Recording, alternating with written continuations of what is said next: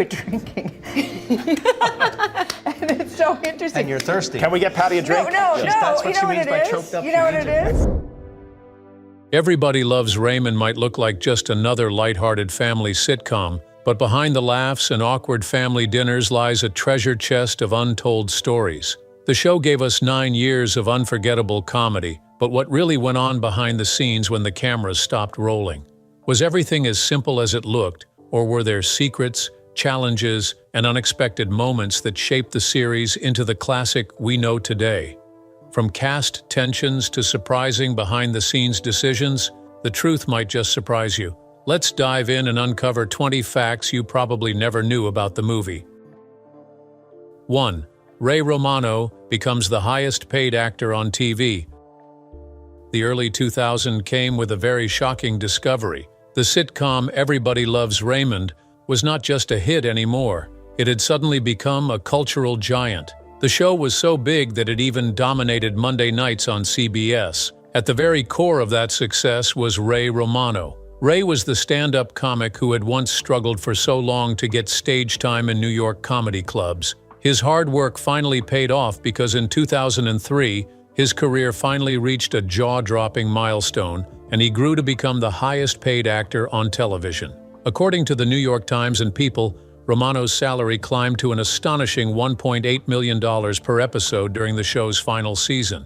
To put that into perspective, this paycheck even beat the famous Friends cast, who were making $1 million per episode at the same time. For a single half hour, Ray was earning $1.8 million. This deal was so massive that it not only secured his place in TV history, but also reflected the series' growing power. CBS also knew that the argument of the Barone family over topics like lasagna, parenting, and sports was actually going to build a pretty good goldmine rating, and they were more than willing to pay whatever it took just to keep the viewers laughing. According to reports, fame did not go straight into Ray's head. He was very humble about this fortune, and most times in interviews, he would joke about how surreal it felt to actually be earning so much for just playing himself in a slightly exaggerated form. His life is one of those rare Hollywood stories where a talented comedian actually goes from telling jokes on late-night TV to becoming the richest actor on the small screen. 2. The title came from a snide quip by a cop. The title Everybody Loves Raymond was not just dreamed up by some random marketing team or even a bunch of writers working for Hollywood. The title actually came straight from the Romano family. Ray's older brother, Richard Romano, was an NYPD sergeant at the time.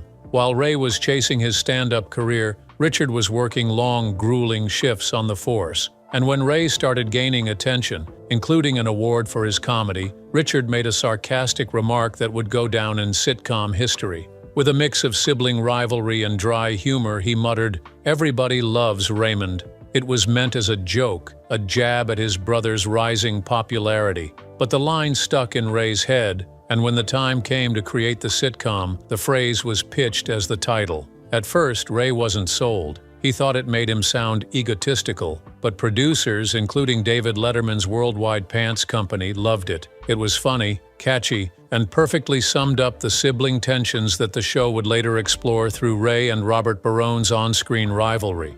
Looking back, it's incredible how a brotherly wisecrack became the name of a 9-season Emmy-winning series. Imagine Richard's reaction every time he saw that title splashed across TV screens in millions of homes. What started as sarcasm became one of the most recognizable sitcom titles of all time. And maybe, just maybe, Richard was right because in the end, everybody really did love Raymond.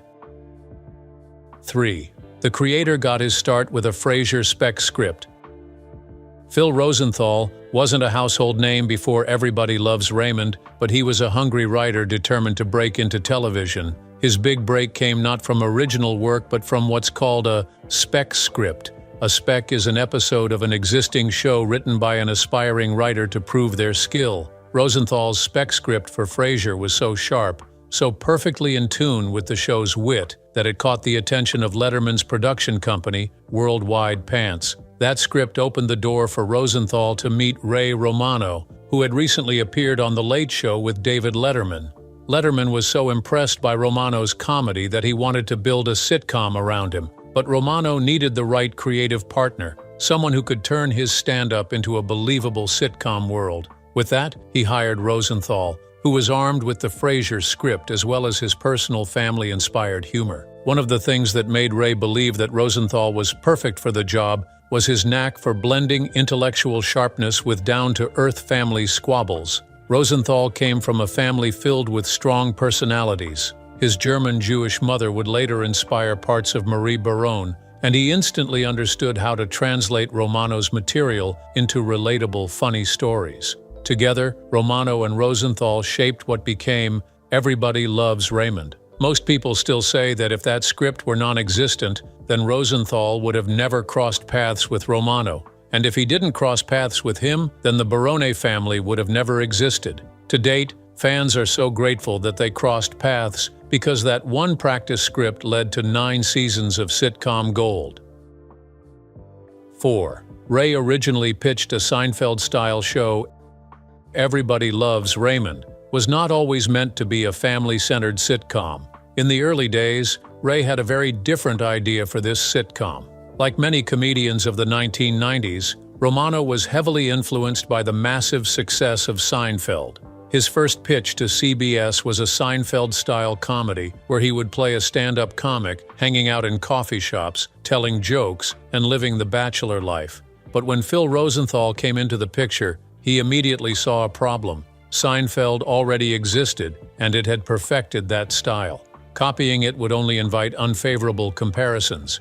Instead, Rosenthal asked Romano to dig deeper and told him to answer this one question: what did he really know best? After thinking on it for a while, Ray came up with a straightforward answer: his family. Ray had the life of a husband, father, and brother to a sarcastic NYPD cop, and this life that he led was far richer material than just another comic at a diner routine. So just like that, the show pivoted, and instead of it being about a comedian's stage life, it turned into the same comedian's home life. The sitcom included endless arguments over in-laws, quirks of marriage, and most importantly, the chaos that came with raising kids. That drastic change was nothing short of excellent. Just because the show leaned heavily into Ray's real-life experience, a lot of families were able to see themselves in it, and it just made more and more people want to key into watching the show. If Rosenthal did not actually step in, Everybody Loves Raymond might have just become a Seinfeld knockoff that people would have forgotten after a few days. Instead, it became a classic. 5. Casting Marie took over 100 auditions. When you think of Everybody Loves Raymond, it's almost impossible to picture anyone but Doris Roberts as Marie Baron. With her sharp tongue, meddling nature, and unforgettable delivery, she became the heart of the Baron family dynamic. But here's the twist: Roberts rarely auditioned for the role. At the time, she was busy directing a play and wasn't even planning to go in for the part. Still, when she finally did, she faced serious competition. Reports say over 100 actresses auditioned for Marie before producers found their perfect fit. When Doris walked in, she transformed the script. She didn't just play Marie, she embodied her. The way she criticized with love, cooked with authority, and ruled her family with a wooden spoon. All these qualities came straight from Roberts' instincts. In fact, Phil Rosenthal once said she made the role her own in a way nobody else had managed. What makes this story even more amazing is how late she came into the process. After so many auditions, the producers were still searching, frustrated that they hadn't found the right mother. Then Roberts walked in and instantly reset the bar. Roberts didn't just win the role, she owned it. And the truth is, without her, the Baron family might never have felt as honest or as funny as they did. 6. Peter Boyle accidentally walked right into Frank's energy. In the sitcom, everyone knows Frank Baron to be this grumpy and loud man who always has a sarcastic remark. It was almost as if Peter Boyle was like that in real life, but this could only be further from the truth. The truth is that Peter Boyle did not even plan to audition for that role with that much crankiness. He just stumbled into it by accident. On the first day of his audition, he ran into a lot of problems. First, he couldn't find a parking spot. Then, he had trouble locating the building. By the time he arrived, he was late, stressed, and more than a little irritated. Instead of calming down before walking in, Boyle carried that frustration straight into the room. And wouldn't you know it, that's precisely what the producers wanted for Frank Barone. The producers loved him because that level of natural annoyance and impatience was precisely what they wanted that character to have. His audition was one of the best for the casting directors, because they always loved it when an actor didn't just read the lines, but actually lived them. The very next day, Boyle was not even pretending to be irritable because he was actually irritable. This audition of his worked like magic because he was able to nail the essence of Frank Barone without even trying. Now that we look back, it almost feels like fate, because who else would have played the role of Frank that perfectly, with the same balance of gruffness and hidden heart? Because of the real-life frustration that Boyle had, he was able to give the world one of the most memorable television dads ever seen. 7. Deborah casting. Almost went to a Friends actress. Patricia Heaton is now forever remembered as Deborah Barone, the exhausted but strong-willed wife who put up with Ray's antics and Marie's meddling. But here's a piece of trivia that shocks most fans. Deborah almost went to a Friends actress instead. In fact, CBS initially offered the role to Jane Sibbett, who played Carol, Ross's ex-wife on Friends. When she turned it down, another Friends face was considered, Maggie Wheeler, best known as Janice, with her unforgettable laugh. Both actresses were talented, but Ray Romano didn't feel the chemistry was right. Then, suddenly, he remembered Patricia Heaton, and he began to push hard for her because he had seen her audition before. The producers weren't convinced at first, but Romano insisted she was the one who could bring Deborah to life. Finally, just a week before filming the pilot, Patricia Heaton got the call. Patricia has a natural sarcasm, warmth, and ability to spar with Romano, something that other actresses cannot have on the show. She was not just Ray TV's wife, she was more of his equal, and she made sure that everyone knew it. If Ray had not fought intensely for her, that level of energy that she brought to the show may never have existed. Sometimes the best casting decisions come down to instincts, and Romano's gut was right. Without Heaton, Deborah Barone wouldn't have been the same. Don't you love it when a last-minute choice ends up being the perfect one? 8. Ray was actually older than his older brother. On screen, Robert Barone was Ray's older brother, the towering cop who always felt overshadowed by Ray's success. But in real life, the ages didn't line up that way. Ray Romano was actually 3 years older than Brad Garrett, the actor who played Robert. When the show began, Romano was nearing 39, while Garrett was only 36. This fun fact adds an extra layer of irony to their dynamic. Garrett was 6 feet 8 inches tall, towering over Romano, and he carried himself with the weary energy of a man beaten down by life. It made him completely believable as the older sibling who couldn't quite get out of his brother's shadow. Back then, most people who watched the show could have never guessed that Ray was the older of the two in real life. Their brilliant performances showed how excellent delivery of a role and physical presence can actually shape the viewer's perception. Garrett had a deep voice, a towering frame, and brilliant comic timing, and viewers totally believed that he was the big brother, even though their real certificates told a very different story. Fans could relate to Robert's character so much because who hasn't once felt overshadowed by a sibling? When fans finally found out his age, the twist became even funnier. With these two, the illusion was simply perfect, and it worked so well because, for 9 straight seasons, the audience never questioned it. 9. The twins' names and actors changed after the pilot. When Everybody Loves Raymond first shot its pilot episode, fans who later grew to love Michael and Jeffrey were in for a big surprise. In that early version, the twin boys were not Michael and Jeffrey at all. They were Gregory and Matthew. Those names weren't random either. Ray Romano actually has twin boys in real life, and their names are Gregory and Matthew. Back then, the producers thought it would be fun and authentic to use their names on the show, but things shifted quickly. After the pilot was filmed, CBS and the creative team decided that the names should be changed for the series. The twins officially became Michael and Jeffrey Barone. According to Romano and Phil Rosenthal, they wanted a slight separation between Ray's real-life family and the fictional Barones. It was better for storytelling, and it also gave the writers more freedom, as fans were less likely to constantly compare the kids on screen to Romano's own children. Casting for this character was not as easy as most people thought. In the pilot, Gregory and Matthew were played by the Ferrera triplets, but when the show moved forward, the Sullivan and Sawyer Sweeten twins were brought in to play Michael and Jeffrey. That decision turned out to be a win, because the Sweeten kids grew with the show and became fan favorites over its 9-year run. Without that switch, the Barone household might have looked very different from the one audiences came to love. 10. The pilot used sets from All in the Family.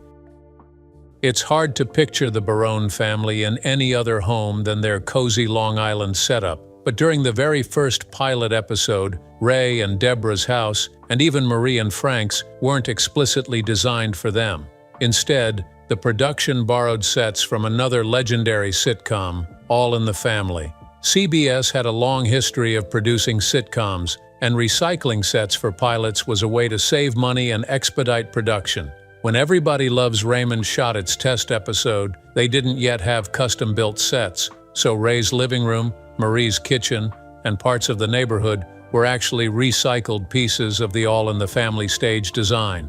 Now, if you oversee the pilot, you'll notice slight differences that don't quite match what the Barone homes became famous for later in the series. For example, the layout of Ray and Deborah's living room felt a little cramped and less recognizable. Once the show got picked up, though, CBS gave them the budget to build brand new sets explicitly designed for Everybody Loves Raymond. It was after this that the Barone household really came to life. Everything felt like it belonged to the show and the show alone. From the open living room, Deborah's kitchen that always had Ray sneaking food, and of course the infamous across-the-street setup for Marie and Frank's house. It's fascinating to think that such an iconic sitcom home started on borrowed walls. But in television history, that kind of recycling wasn't unusual. It was just a stepping stone before the Barones got the home audiences would never forget. 11. Inspiration was taken from the Romanos and Rosenthal's family. One of the reasons why Everybody Loves Raymond resonated so profoundly with viewers is that the characters felt real. They weren't polished or exaggerated. They even reminded people of their own parents, siblings, or in-laws. That's because the show was directly inspired by the families of both Ray Romano and Phil Rosenthal. Ray has always been open about how much of the show was influenced by his Italian-American upbringing, which made it more relatable to the public. According to him, his mother was overprotective, loving, but also critical in a way that audiences immediately recognized in Doris Roberts' portrayal of Marie Barone. His father was quiet, old school, and had that dry humor, something Peter Boyle carried perfectly as Frank Barone. Phil Rosenthal, the show's creator, also poured his own family into the script. His mother was German-Jewish, and a lot of Deborah's no-nonsense personality came from her. Rosenthal has joked in interviews that many of the arguments and everyday annoyances on the show came straight out of his own household. In fact, whenever the writers needed new material, Romano and Rosenthal would swap real-life family stories that often made it into scripts almost word for word. All these thoughtful actions, from the unique blending of the Italian warmth and drama from Ray's family with the sharp wit and togetherness of Rosenthal's family, went a long way in creating a very unique balance that defined Everybody Loves Raymond. Because of how authentic it felt, lots of people were able to say, "Oh, that's just like my mom," or "My brother would act the same way." 12. Robert Barone was modeled on Ray's brother Richard. Brad Garrett did an excellent job with the Robert Barone character. He had an intense voice, a towering height, and quirky habits that fit right into the character. The very roots of this character still go back to Ray Romano's real brother, Richard. Richard Romano spent 20 years as a New York City police officer before becoming a school teacher, and his personality was a perfect template for Robert. The idea for Robert came straight out of Ray and Phil Rosenthal's brainstorming sessions. When they were together, Ray would share stories about Richard's life as a cop, his jealousy over Ray's sudden success in comedy, and the typical sibling rivalry that never truly disappears. These elements all shaped Robert's character of forever being stuck in Ray's shadow, frustrated but still loving his family. Interestingly, Robert wasn't even supposed to be called Robert at first. Phil Rosenthal wanted to name him after Ray's older brother Richard, but it was actually Ray's mother who suggested using the name Robert instead, and the name was given after Ray's younger brother. That last-minute mix-up was precisely what gave the character his final identity. Brad did an excellent job of bringing Robert to life, and he did it in ways that no one could have actually predicted. He had dry deliveries, awkward mannerisms, and constant complaints about being overlooked, and all these helped turn him into one of the most relatable characters on the show. 13. John Lennon was the best man at Peter Boyle's wedding. Before he became Frank Barone, Peter Boyle was already an established actor with films like Young Frankenstein under his belt. But one of the most fascinating facts about his personal life is tied to rock and roll royalty. When Boyle married journalist Lorraine Alterman in 1977, his best man wasn't a fellow actor or comedian, it was John Lennon. Yes, that John Lennon of the Beatles. Boyle and Alterman were close friends with Lennon and Yoko Ono at the time. They were also part of the same New York social circles. Their friendship ran deep enough that Lennon agreed to stand by Boyle's side on his big day. This isn't just Hollywood gossip, it was reported back then in newspapers and has been mentioned several times since, including by Phil Rosenthal in interviews. To some fans, it's still hard to believe that the no-nonsense and cranky Frank Barone actually had one of the most outstanding musicians at a time playing best man at his wedding. This just goes to show how colorful Boyle's life truly was. It reminded his fans that actors actually lived very layered lives before they became their favorite people on screen. Boyle's friendship with Lennon is one of those hidden gems of television history, an unlikely connection that makes Everybody Loves Raymond's legacy feel even more special. 14. Brad Garrett walked off the set over. By the early 2000s, Everybody Loves Raymond was one of the biggest sitcoms on television, and Ray Romano's paycheck reflected that. In the show's final seasons, Romano was earning around $1.8 million per episode, plus a massive cut of the syndication profits. But while Romano's bank account soared, his co-stars didn't see the same kind of paychecks. That imbalance eventually sparked tension on set, especially for Brad Garrett, who played Robert Barone. In 2003, Garrett staged a very public walkout during contract negotiations. He refused to show up for work, and production schedules were thrown off, while CBS and the show's producers scrambled to resolve the dispute. Garrett argued that, as a key cast member, he deserved better compensation, primarily when the show's success relied on the whole ensemble, not just Romano. He wasn't alone on this. Other cast members like Patricia Heaton and Doris Roberts also supported the push for fairer pay. Eventually, CBS and the producers reached a deal that gave Garrett and other significant cast members in the show a raise as well as syndication shares. The cast loved this new arrangement, and so they all came back to finish the series. That walkout of theirs soon became a very famous moment in sitcom history because it showed the public how vital fairness and recognition were in the long run. Garrett's bold move made sure the Barone family felt like a family on and off screen. 15. The finale drew over 32 million viewers. When Everybody Loves Raymond wrapped up in 2005, it went out with the kind of bang most shows can only dream of. After 9 seasons, the finale, titled The Finale, aired on 16 May 2005, and an astonishing 22.1 million people tuned in to watch. That's not just impressive. It made the episode one of the most watched sitcom finales in history. For comparison, only a handful of sitcoms have pulled numbers like that. These sitcoms include Friends, Seinfeld, and Cheers. These shows had legendary finales with record-breaking audiences, and while Raymond didn't quite reach MASH's all-time record, its numbers placed it firmly in the same league. One of the things fans noticed about the finale was that it was heartfelt, funny, and rooted in family. Classic Raymond. The finale did not dwell on over-the-top twists or even shocking deaths. Instead, it focused its energy on a simple but compelling storyline of Ray undergoing surgery and the entire family dealing with the fear of losing him. This made the finale have a lasting impact. Even critics praised it as one of the most satisfying endings to a sitcom because it was able to strike a balance between closure and keeping the characters' lives open-ended. For the fans of the show, it almost felt like they were saying goodbye to their own family. 16. The Russian remake. Voroniny was exceptionally long-running.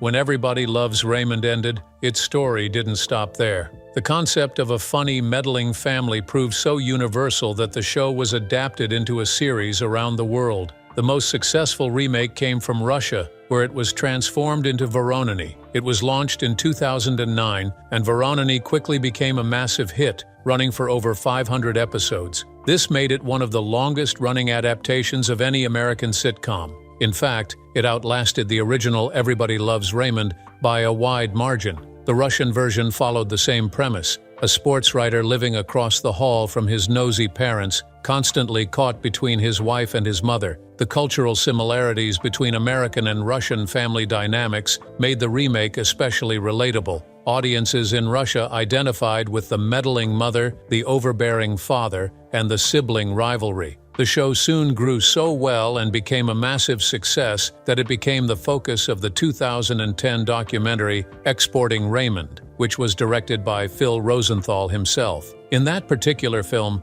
Phil actually travels to Russia for the sole purpose of helping them to launch the adaptation, and this showcases both the challenges and fun that Phil had while translating Raymond's humor into another culture. The longevity of Voroniny proves just how timeless the Barone family dynamic really is. Whether in the US or Russia, the humor of overbearing parents and sibling rivalry is universal, and that's why Everybody Loves Raymond continues to live on far beyond its original run. 17. In the Italy episode, Brad Garrett leveraged for a raise.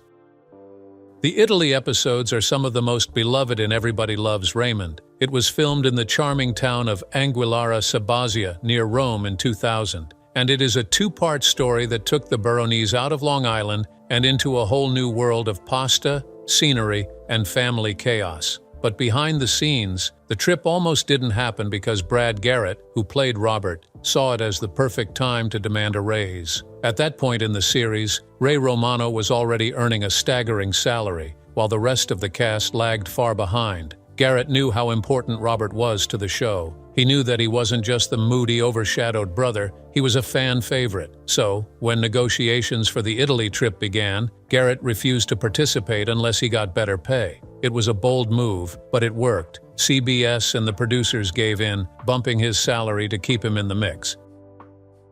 18. Marie's sculpture episode is unforgettably risque. 001 to 007. Many fans, to date, believe that the most shocking and hilarious moment in the sitcom Everybody Loves Raymond is the Marie's sculpture moment. This scene aired during season 6, and it basically revolved around Marie creating an abstract clay sculpture. At the initial stage of her family seeing her work, they begin to praise her for her creativity. Still, it soon becomes clear to everyone that the sculpture has an uncanny resemblance to the female anatomy. What followed after this scene is what we can only describe as sitcom comedy at its boldest. The fans could not stop giggling as they watched the Barones awkwardly dance around the subject and try not to say what they all clearly saw. In the show, Deborah could not even stop laughing, while Frank, on the other hand, was just giving his trademark blunt comment. In that scene, even Ray tried to keep a straight face, but it was still apparent that he was uncomfortable and could not ignore the elephant in the room. The audience desperately loved this scene, and the episode alone drew in over 21 million viewers. That was a very massive number, even for a hit show. This scene was also nominated for an Emmy due to its clever writing, which brought a balanced mix of risque humor and classic family awkwardness to the show. One of the things that made this episode work was not the joke itself, it was actually how it highlighted each character's personality. Marie's innocence, Deborah's sarcasm, and Ray's inability to handle embarrassment. Marie's sculpture proved that Everybody Loves Raymond wasn't afraid to push boundaries while keeping things rooted in family dynamics. Even today, fans still talk about it as one of the funniest and most daring episodes of the series. 19. Peter Boyle was nothing like gruff Frank in real life. On screen, Peter Boyle gave us Frank Barone, the cranky, loud, and sarcastic father who always had a one-liner ready. But in real life, Boyle couldn't have been more different. While Frank barked about food, TV remotes, and his nagging wife, Boyle was a deeply sensitive, thoughtful man with a surprising past. Before Boyle embraced the world of acting, he actually lived in a monastery for 2 whole years while he prepared to become a monk. As of that time, he even went the extra mile and took a vow of silence. Up till now, fans still find it difficult to believe that the man who was famous for his booming complaints once went through life without speaking at all. After a while, Boyle realized that the monastic life was not for him, and he then turned to acting. Friends and colleagues often describe Boyle as gentle and kind-hearted. He loved literature, politics, and thoughtful conversations. He also had a colorful social life. His close friends included John Lennon, who would later become best man at his wedding. This contrast between Frank Barone and Peter Boyle was part of what made his performance ever so brilliant. Boyle was not just playing himself. He was actually acting and creating a character that was the exact opposite of who he truly was. This distinction is what made him so believable and unforgettable. Fans will never forget him as the man who delivered grumpy one-liners, but those who knew him personally knew that he was a man filled with warmth and depth. 20. The series finale. Taping was delayed by 1 week.